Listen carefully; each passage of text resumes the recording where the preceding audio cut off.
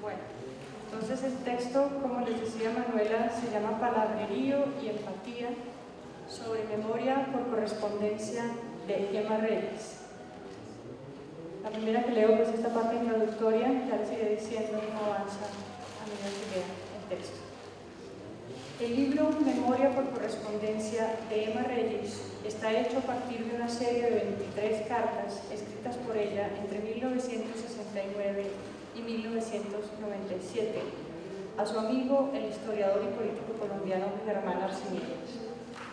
En su conjunto, las cartas contienen un grupo de relatos vívidamente transmitidos por Reyes sobre su vida de niña.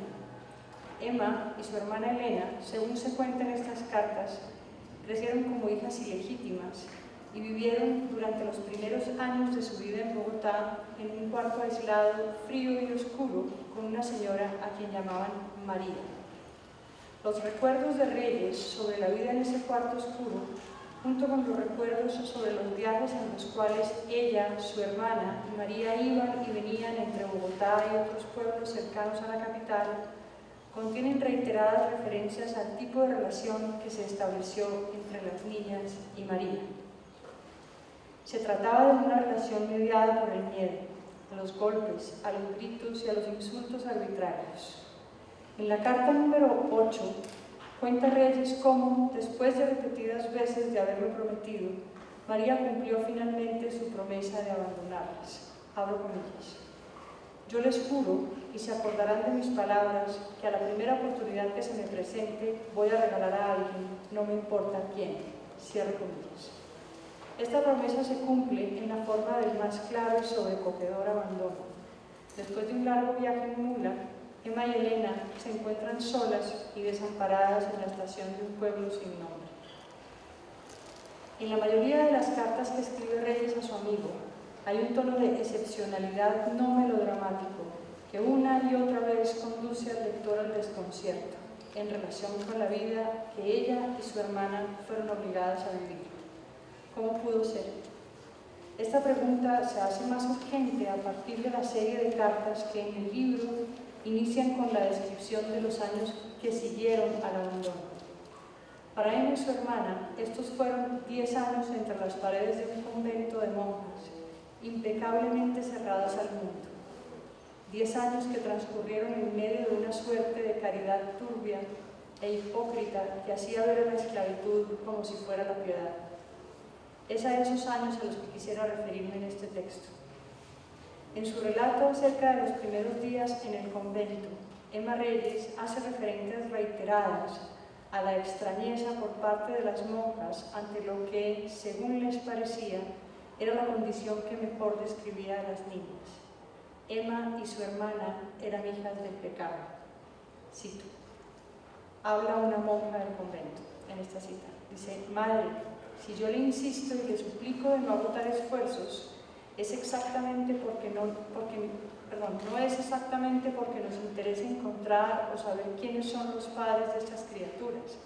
Lo que a mí me preocupa es no poder saber si han estado bautizadas o no, si son hijas ilegítimas o si son hijas del pecado. Usted se imagina que bajo este techo de esta santa casa no podemos tener dos niñas que están en pecado. Cierro comillas.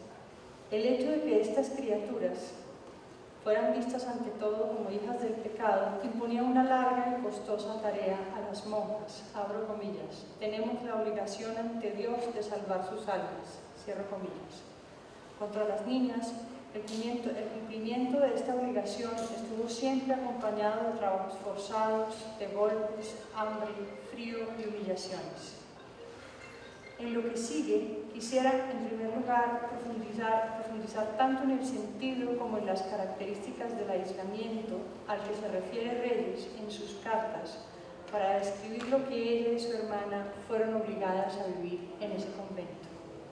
En segundo lugar, quisiera responder a la pregunta acerca de qué es aquello que origina en las monjas su disposición para relacionarse con las niñas a través casi exclusivamente de su condición de hijas del pecado. Para cumplir con estos dos propósitos, a lo largo del trabajo hago frecuentes alusiones a las descripciones de Reyes acerca de su vida con las monjas. El propósito de profundizar en el sentido del aislamiento al que he hecho referencia conduce al término ideologías de la inmortalidad usado por Maxine Sheets Johnston en su libro The Roots of Morality. Algunos rasgos del uso que Sheets Johnston hace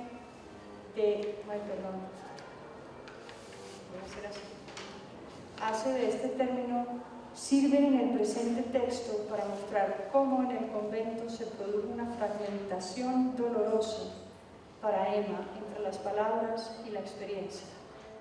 El propósito de responder a la segunda de las preguntas, es decir, a la pregunta según la cual a la pregunta que se formula así: ¿qué originó la disposición de las monjas para que su relación con las niñas tuviera lugar exclusivamente a través de la condición de pecadoras de estas últimas? La respuesta a esta pregunta conduce en el texto a una reflexión en torno al término empatía, tal como este es usado por algunos autores representantes de la tradición de la fenomenología. Esto será el propósito de la segunda parte del trabajo. El propósito de esta reflexión es mostrar cómo la empatía puede llegar a ser empobrecida hasta el punto de que las particularidades de la experiencia de los demás son percibidas de un modo apenas marginal y periférico. Primera parte, ideologías de la inmortalidad. En su carta número 12, describe Emma Reyes la manera como desde el primer momento en el que ella y su hermana pisaron el convento, quedaron separadas del mundo. Abro comillas. Mi querido Germán, 3 chapas, 2 grandes candados, una cadena y 2 gruesas trancas de madera cerraban la primera puerta que nos separaba del resto del mundo. Cierro comillas. Ser separado del mundo significaba, para el contexto de la vida en el convento, tener apenas un contacto incipiente con lo que ocurría del otro lado de esa puerta. Lo anterior, para las monjas, estaba justificado en el hecho de que las características del mundo eran ante todo negativas. El mundo era poco más que el lugar donde habitaban los peligros y tentaciones concernientes al pecado y a las debilidades de la carne. Sin embargo, este poco más que era el mundo remite al hecho de que él era también el lugar donde provenían las inmensas cantidades de telas para hacer en nombre de Dios y de la Virgen bordadas laboriosamente durante todo el año y a marchas forzadas por Emma y sus compañeros. Cito una de las cartas. Esa mezcla de trabajos, las personas turcas, los oficiales de infantería, las hijas del corazón de María, la banda para el presidente de la República, la mitra para el obispo, las pijamas bordadas de los señores diplomáticos, todo ese palabrerío unido a las oraciones en latín y la frase permanente como una música de fondo en el mundo, para el mundo, viene del mundo, todo era del mundo menos nosotros. No teníamos derecho a pedir explicaciones de nada, lo del mundo era pecado y ya. Cierro comillas. Unas páginas más atrás en su libro dice lo siguiente: todo eso no tenía ningún significado para nosotros, y fue en esos días que aprendimos lo que era la profunda soledad y el abandono de todo afecto. Hacíamos esfuerzos terribles para entender lo que en el lenguaje moderno llamaban la perfecta incomunicación. Fin de la cita. Propongo en lo que sigue ampliar el sentido dado por Reyes en la primera de estas citas al término palabrerío. En adelante, abarca no solo la larga lista de nombres de quienes se encargaron los trabajos en tela y a los trabajos mismos. Para el contexto que nos ocupa, el término incluye también las oraciones en latín, las rutinas que imponía la práctica de la religión católica y los interminables discursos y cantos que acompañaban cada una de esas rutinas. En términos generales, el palabrerío es todo aquello que Reyes describe en sus cartas como incomprensible, todo aquello que en el convento no admitía una explicación. ¿Cuáles son las características de la perfecta incomunicación a la que se refiere Reyes? Más precisamente, ¿cuáles son las características del aislamiento descrito de este modo por ella? Para responder a esta pregunta, es preciso indagar sobre la manera como se configura en el convento el palabrerío al que hago referencia. En su libro The Roots of Morality, Maxine Sheets Johnston utiliza el término ideologías de la inmortalidad para designar distintas formas de construir historias. Las ideologías de la inmortalidad son, en este sentido, estructuras de creencias que no tienen su arraigo en la experiencia sensible y con las cuales pretendemos sobrellevar nuestro temor a la muerte, junto con el hecho ineludible de nuestra vulnerabilidad física. La historia de la humanidad muestra de qué modo dichas estructuras de creencias se configuran de tan diversas formas como culturas hay, y sin embargo, cualquiera que sea la manera de expresarse de una ideología de la inmortalidad, ella comporta, casi en todos los casos, una compleja red de relaciones entre valores, prescripciones, castigos y recompensas.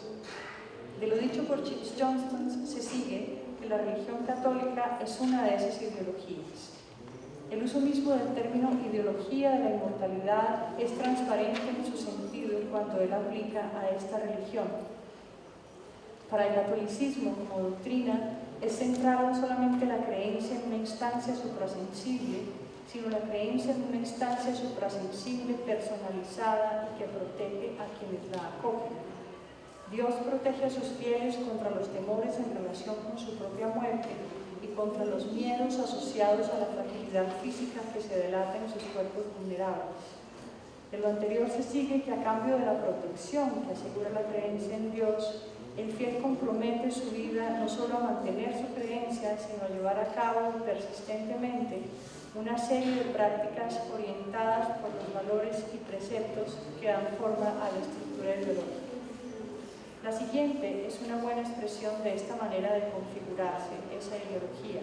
Cito a Reyes. A las 5:30 de la mañana tocaban la campana para levantarnos. Sentadas en la cama, nuestra primera oración era la de agradecerle a Dios y a la Virgen y a cada una de nuestras acciones, por cada una de nuestras acciones del día que comenzábamos, para que ellos, con su infinita misericordia, nos perdonaran nuestros pecados, nos liberaran de morir en el pecado mortal y nos dieran la luz y la fuerza de marchar solo por el camino del bien para ser dignas de entrar con ellos en el reino de los cielos. Nuestro único enemigo era el diablo. Del diablo sabíamos todo. El infierno también lo conocíamos hasta el último rincón. Conocíamos cómo eran las pailas de aceite hirviendo donde el diablo metía a los pecadores desnudos y luego los sacaba y les quitaba la piel a pedacitos. Tenía enormes tenedores de hierro con los cuales movía a las almas en los pozos de fuego. Poseía millones de cadenas con las que lo amarraba a uno para arrastrarlo por los caminos y las montañas que estaban sembrados de pedazos de vidrio y de espinas. Se acaba la cita. La relación entre el palabrerío y la perfecta incomunicación a la que se refiere Reyes en su carta número 12 y que cité, se establece de la siguiente manera. El propósito de ganar a las niñas para la religión católica se cumple a través del temor al castigo real y al previsto en el infierno, y a través de la repetición incesante de una serie de historias y cánticos que desde la perspectiva de Emma no tenían un referente en lo que para lo que sigue a continuación llamaré el mundo. Con el término mundo aludo acá al amplio contexto de todo aquello que tiene sentido. Aquello que tiene sentido, por su parte, se constituye a partir del flujo de nuestras experiencias vividas. De esta definición quiero destacar el hecho de que el término mundo no alude a un conjunto de objetos sin más. Si bien solemos pensar que el mundo está constituido a partir de objetos, ello es así solamente porque los objetos se constituyen precisamente en la medida en que de diversas formas atribuimos sentido a esos objetos. Más aún, palabras de Husserl, cito a Husserl. Y esto no solo rige para mí, sino que en el vivir los unos con los otros tenemos dado previamente un mundo en intercomunicación mutua de los unos con los otros, y lo tenemos dado en tanto que es y es válido para nosotros, mundo este al que pertenecemos en la intercomunicación de los unos con los otros. Fin de la cita. Si entiendo bien a Husserl, el tener dado el mundo al mismo tiempo que éste sea válido para nosotros, significa que atribuimos sentido al conjunto de objetos que constituimos intersubjetivamente. Cerrar con trancas, cadenas y candados el paso a lo que se llamaba en el convento el mundo no solamente significaba cerrarle el paso al pecado. Desde la perspectiva de Emma, esto significaba también cerrarle a ella el paso a la posibilidad de hacerse ella un mundo, es decir, a la posibilidad de validar con algún sentido aquello que vivía.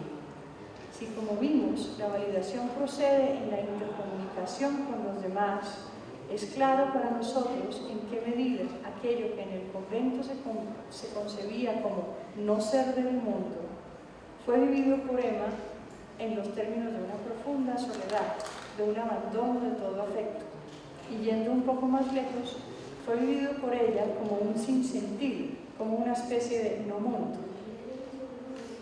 Quiero en lo que sigue mostrar de qué manera el palabrerío es constitutivo de la sensación de abandono y de soledad a la que se refiere Emma en sus cartas. Cómo entender el sentido del sinsentido en el que se constituyeron tanto el palabrerío como el encierro impuestos por las monjas sobre Emma y su hermana. Para varios autores que escriben desde la perspectiva de la fenomenología, hay una insistente preocupación por aclarar en qué medida nuestra relación con el mundo no se constituye ni se valida en primera instancia a través del lenguaje proposicional. Ella se constituye y se valida primordialmente a través de la dimensión no predicativa que, dado nuestro cuerpo en movimiento, abre su paso al mundo y a sus sentidos. El fundamento de nuestro mundo, entonces, que solo es en la medida en que se constituye intersubjetivamente, es anterior al lenguaje que hablamos. De esto se sigue que nuestra relación con los otros tampoco se constituye y su sentido tampoco se completa exclusivamente a través del lenguaje proposicional. Sin embargo, aun cuando esto es así, hay muchas ocasiones en las que, seducidos por las palabras, abrimos brechas entre nosotros y los objetos a los cuales pretendemos referirnos con ellos. Por este mismo camino abrimos brechas también entre nosotros y las demás personas, o entre nosotros y los demás seres animados. Esta forma de seducción puede llegar a dejarnos solos, sin la experiencia. O, como diría Husserl, esta forma de seducción puede llegar a dejarnos solos con el mero juicio. Y por lo tanto, sin la impronta material que da sentido a cualquier juicio. Es justamente esto lo que ocurre, creo, en el caso que nos ocupa. El palabrerío al que me he venido refiriendo equivale a todo un universo de entidades multiplicadas: el diablo, el infierno, la Virgen, el niño, el reino de los cielos, el pecado, etc. Y de predicados aplicados a esas entidades multiplicadas que no solamente no tienen un asiento en la experiencia sensible. Este universo, además, pero sobre todo, se manifestó, para Emma en particular, de un modo desarraigado en relación con la dimensión no predicativa de su propia experiencia. Como vimos, es esta dimensión la que abre paso al conjunto de sentidos que juntos hacen o van haciendo el mundo. Si se presta atención a las palabras usadas por las propias monjas, es claro que es ese desarraigo el que se expresa en la sensación de desamparo y con la que Emma recibe el desconcierto de las monjas en relación con ella y su hermana. En este contexto, la proliferación de predicados es notoria. ¿Han sido bautizadas o no han sido bautizadas? ¿Son ilegítimas o no son ilegítimas? ¿Son hijas del pecado o no lo son? Empatía. En la quinta de sus meditaciones cartesianas, Husserl se propone responder a lo que él llama el problema de la I para mí de los otros. A este problema se responde, dice él, con una teoría acerca de la experiencia del extraño, es decir, con una teoría de la empatía.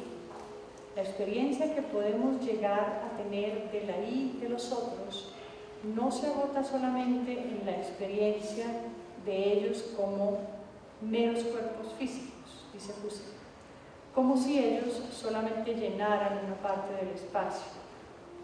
Si este ahí para mí de los otros no es un mero cuerpo, ello es así porque para mí el ahí de alguien es experimentado, dice José, como gobernando psíquicamente su cuerpo.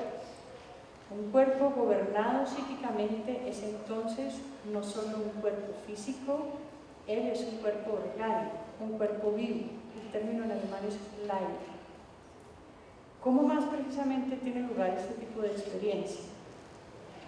Para responder a esta pregunta es preciso tener en cuenta aquello que se conoce en fenomenología como apresentarse o hacer copresente.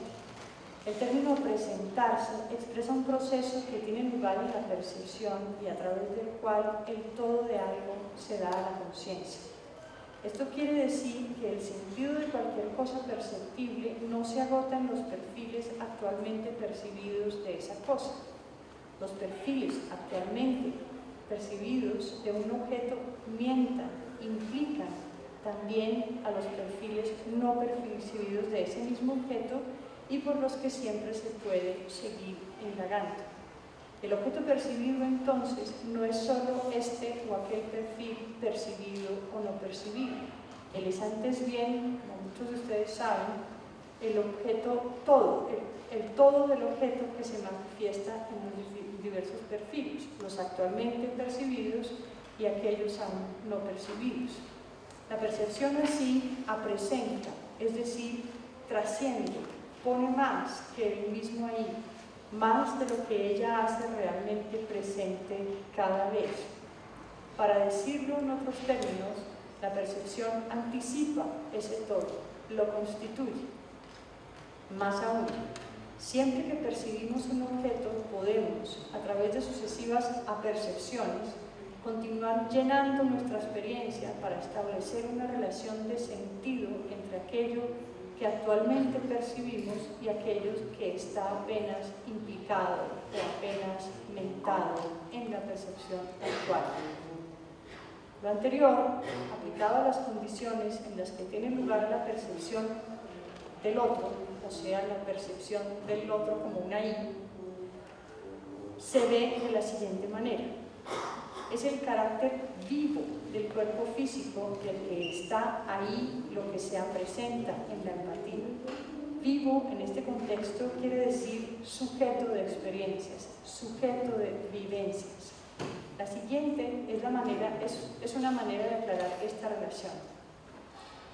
Llamamos empatía al tener ante nosotros al ahí del cuerpo físico gobernado psíquicamente de otro.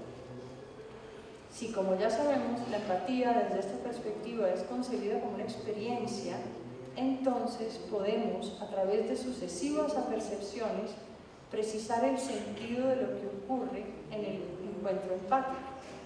Podemos, por lo tanto, ampliar el sentido de dicha experiencia. Al hacer esto, tomamos en consideración no solo el hecho de que ante nosotros hay un cuerpo gobernado psíquicamente, tenemos en cuenta también las vivencias singulares concretas de aquellos cuerpos que nos encontramos ahí.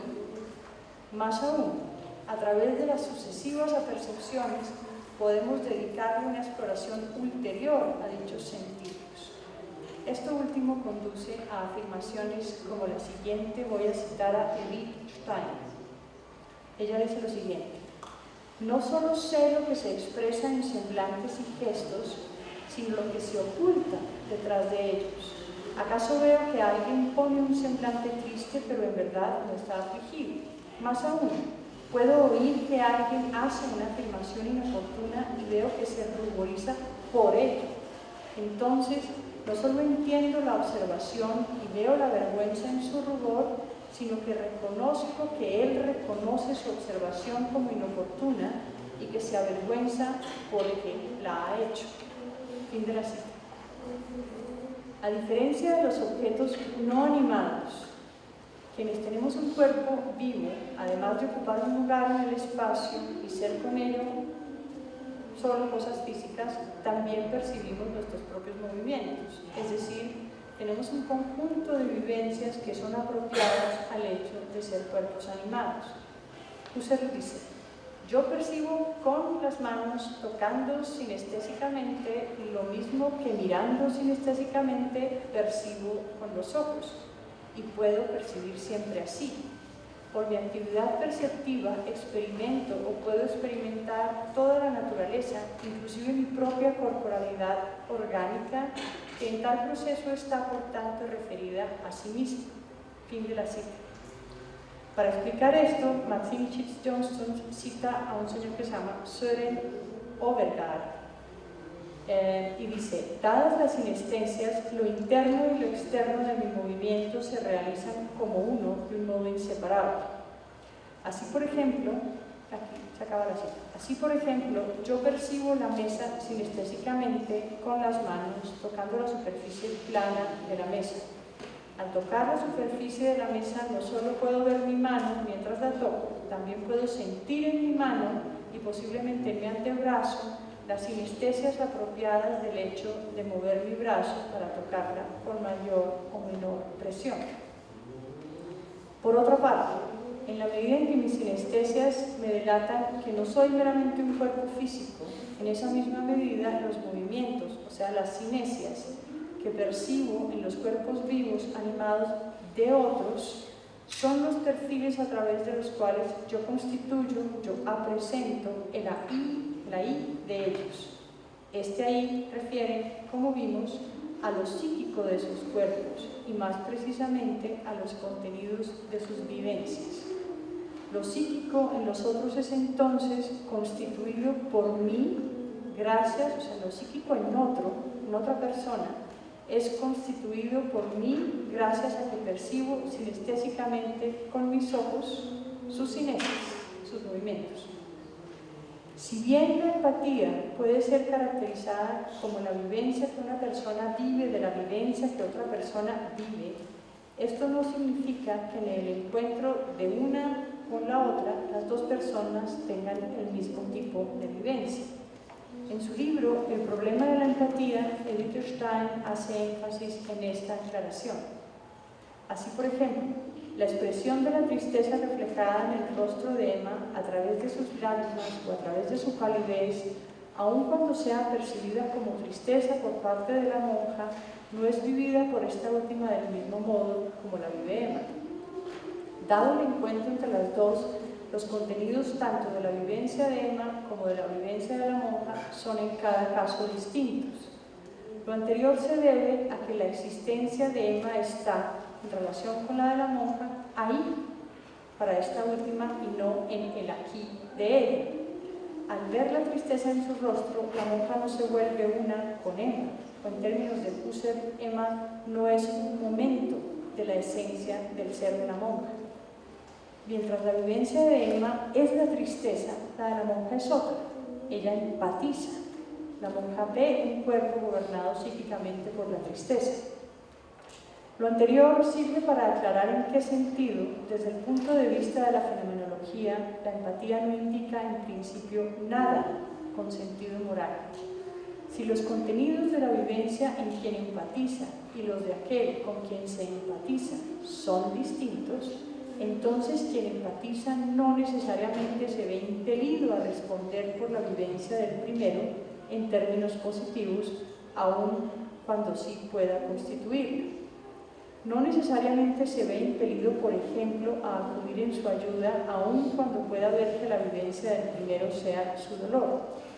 A diferencia de la simpatía, la empatía, desde esta perspectiva, es nada más que una forma básica de ver en el otro a un sujeto de vivencias. En sí misma ella no constituye una motivación para actuar. Si no es como resultado de una ausencia de empatía, como podemos explicar el origen de la indiferencia y del desprecio con el que podemos llegar a relacionarnos con los otros, ¿cuál es más precisamente ese origen? El sentido de aquello que gracias a la empatía se percibe, dado el ahí, para mí, de otra persona o de otro animal no humano, puede, según Maxim Johnston, enriquecerse o en su defecto debilitarse.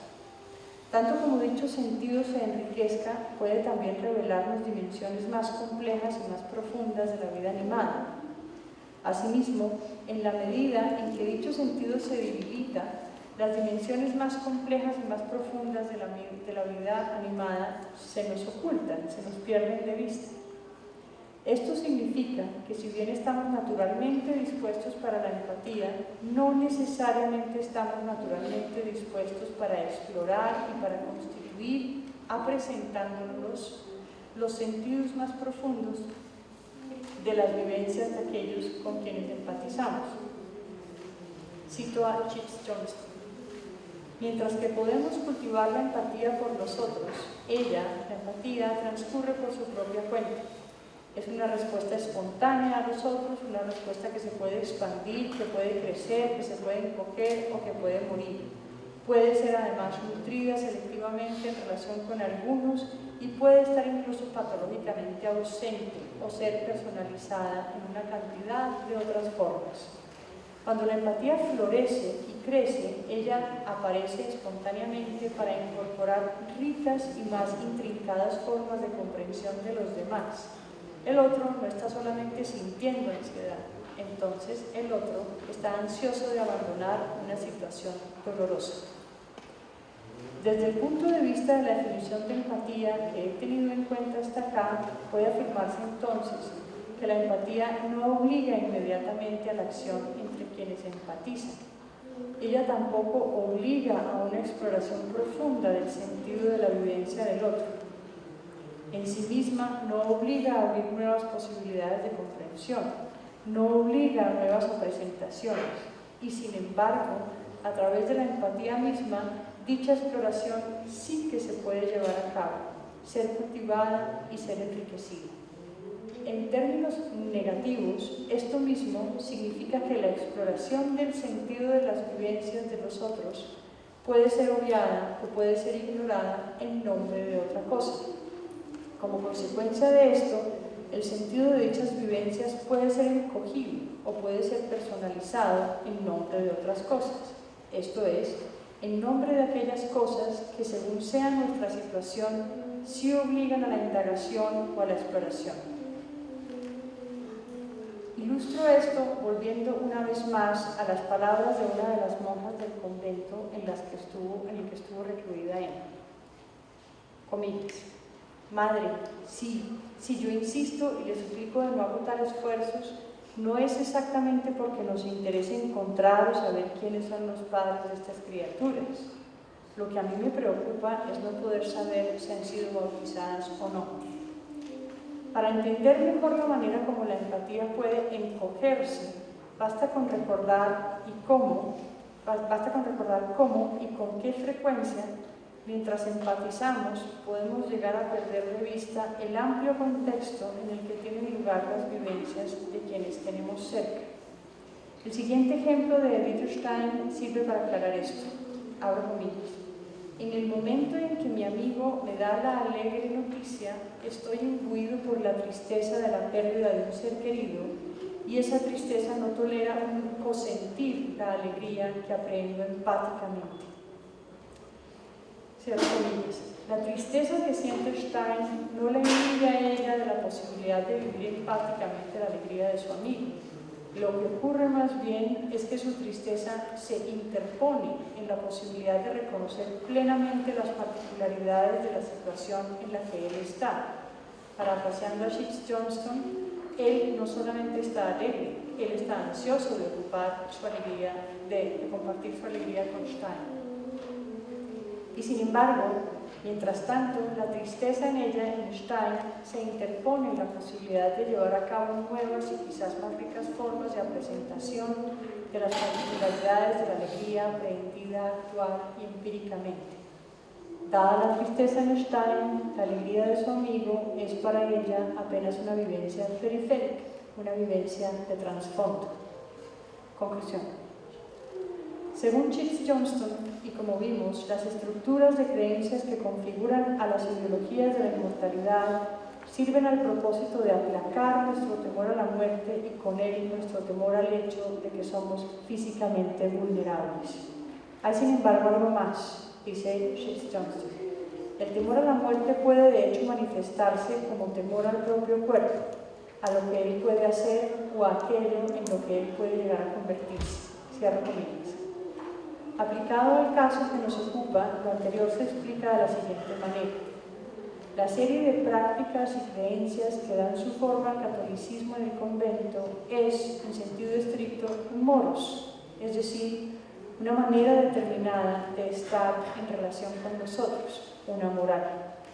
Este moros se caracteriza porque quienes lo acogen, o sea, las monjas, están, para utilizar las palabras de Stein, imbuidos en una serie de fórmulas construidas.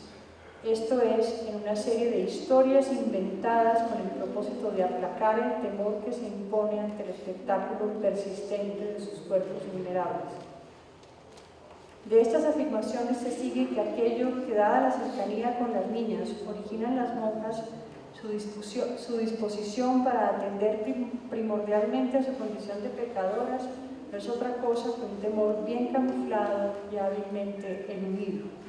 El temor a la muerte, el temor que puede estar presente en todos nosotros, a la vulnerabilidad de nuestros cuerpos invariablemente expuestos al dolor, es, en el caso de las monjas, hábilmente traducido a la ideología correspondiente. Esta es para James Johnston una entre muchas maneras como la cultura suplanta a lo que ella llama la naturaleza. En términos más precisos, esta es la manera como los predicados propuestos por las ideologías de la inmortalidad suplantan al sentido común silencioso y altamente comunicativo en que puede constituirse un cuerpo en movimiento. Cito a James Johnston. Cuando la atención y las sensibilidades cinéticas que son inherentes y que son esenciales para hacer sentido son hundidas en las llanuras y en el palabrerío del lenguaje cotidiano, o cuando son ocultadas en las preocupaciones teoréticas y abstractas propias del discurso aprendido, perdemos contacto con nuestra lengua materna. Con el término lengua materna, James Johnston se refiere al sentido común que, según ella, constituye el movimiento animado. El carácter muy limitado de la comunicación que se impone con esta forma de suplantación es consistente con el hecho de que mientras el movimiento de nuestros cuerpos tiende a abrir espacio, si es por definición dinámico, las ideologías, por su parte, tienden a ser estrechas y son por definición estáticas. Como bien se sabe, el conjunto de creencias que constituye a una ideología no admite ninguna forma de contradicción, ninguna forma de refutación. Lo anterior, aplicado en nuestro caso, explica no solo la perturbación por parte de las monjas en relación con las condiciones de pecadoras de Emma y su hermana, sino también su disposición negativa hacia ellas. Si bien las monjas empatizan con el dolor de las niñas a cambio de explorar en los sentidos más profundos de las vivencias así empatizadas, ellas terminan por suplantar esta exploración con las categorías impuestas por una ideología que teme al cuerpo y a los movimientos. A cambio de explorar a través de la vivencia misma de la que es objeto, la empatía, la monja termina por llenar su propia vivencia con una serie de ideas que toman forma a partir de un conjunto de predicados. Recordemos lo dicho por una de las monjas durante el primer encuentro con Emma y su hermana. Tenemos la obligación ante Dios de salvar sus almas. Esta obligación, como vimos, para las monjas se anticipó a esta obligación, como vimos, para las monjas se anticipó siempre a la posibilidad de establecer una relación más profunda y más fluida con los sentidos apresentados a través de los cuerpos vivos de Emma y su hermana. Recordemos también lo que significó para Emma el ejemplar ejercicio que las monjas hicieron de esta obligación. El palabrerío al que he venido haciendo referencia equivale a dos de los elementos que constituyen el desencuentro entre Emma y las monjas. En primer lugar, él limita decididamente las posibilidades de una comunicación fluida entre las monjas y Emma. Es, por lo tanto, el origen del desamparo y de la profunda soledad a los que Emma hace referencia en sus cartas. Y, como he querido mostrar, en segundo lugar, el palabrerío levanta las paredes del convento. Este es la égida de protección que las monjas cuidadosamente elaboran con el propósito de protegerse contra los temores propios del hecho de estar para siempre atadas a sus cuerpos vulnerables. En última instancia, el palabrerío empobreció la capacidad de las monjas para configurar una relación que superara los rasgos de una empatía más bien encogida y periférica. Muchas gracias.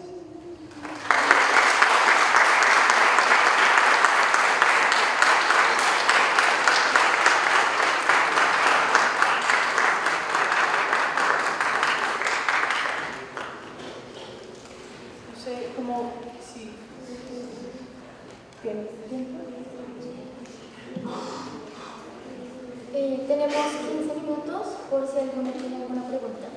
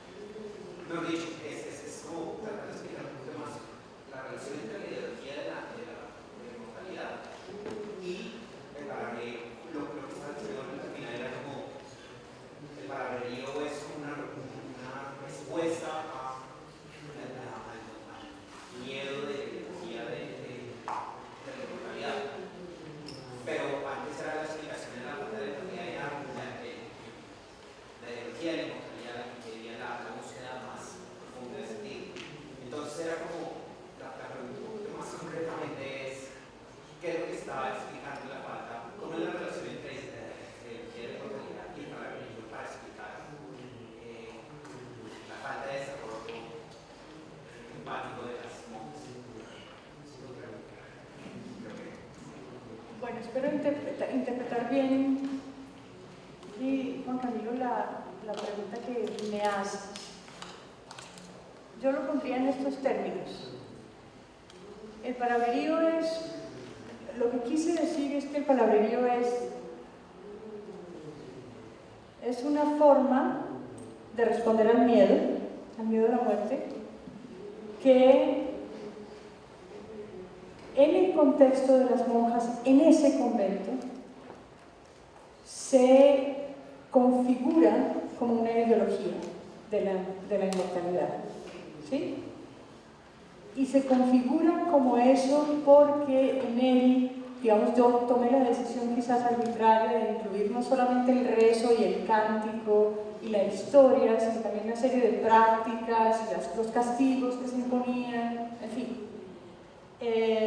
Entonces, el palabrerío son el paquete de palabras que se interponen en una relación fluida con las niñas y por lo tanto en una relación que haga capaces a las niñas o que les abra la posibilidad de darle sentido a lo que están viviendo. Eso fue lo que quise decir, no sé si hay otra cosa. La pregunta era más por el palabrerío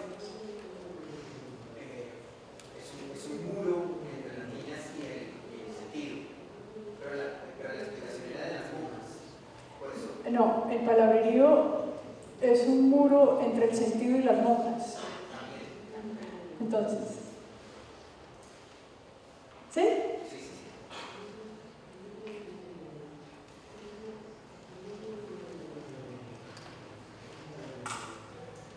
Daniel.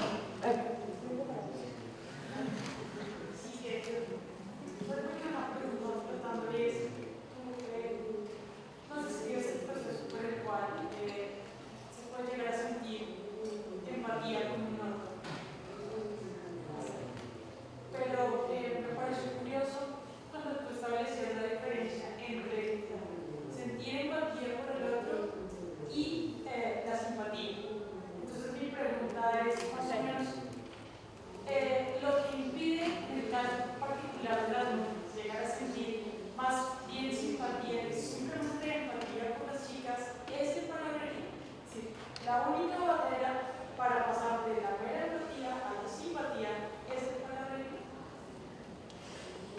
Ay, Daniela, esa pregunta es difícil.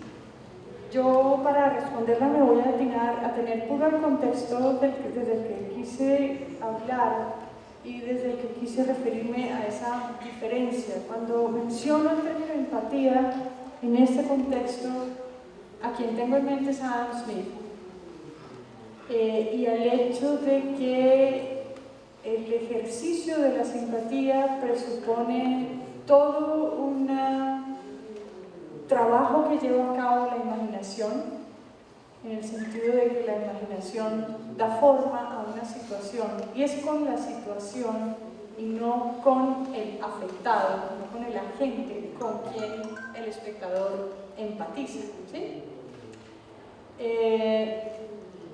Más allá de cómo sucede, cómo transcurre para Smith ese proceso, lo que es cierto para él es que en sí mismo contiene una impronta moral, una impronta de moralidad. En el caso de la empatía eso no es así. La simpatía me impela a responder activamente en favor de aquel con quien estoy empatizando, ¿sí? En la empatía no ocurre eso, lo que ocurre es simplemente que uno vive la experiencia de la vivencia que está viviendo un extraño. Es decir, yo sé por tu rostro que estás triste, de alguna manera, y lo sé de un modo inmediato que no pasa por ningún tipo de inferencia, que no pasa por ningún tipo de analogía inferencial, si se quiere. Lo sé, es solamente una vivencia. Lo que quise decir es que, entre otras muchas razones que se pueden explicar de múltiples maneras, con la resonancia magnética o con muchísimas maneras, de muchísimas maneras, y no solamente hay casos patológicos en los que las personas no sienten ni siquiera empatía, pero en las personas en las que sienten empatía pueden ver la tristeza en el rostro de otro, como decía Edith Stein. Lo que sí puede ocurrir es que ciertas cosas se atraviesan en la posibilidad de ahondar en el sentido de la experiencia por la que está pasando otro. Entre esas muchas cosas, pues yo quise decir, las ideologías son una, y las ideologías de la inmortalidad, en este caso. Alguien casado con un proyecto milenario no ve lo que por cuenta de ese proyecto milenario es capaz de producir. Por ejemplo, la fábrica de cadáveres en Auschwitz.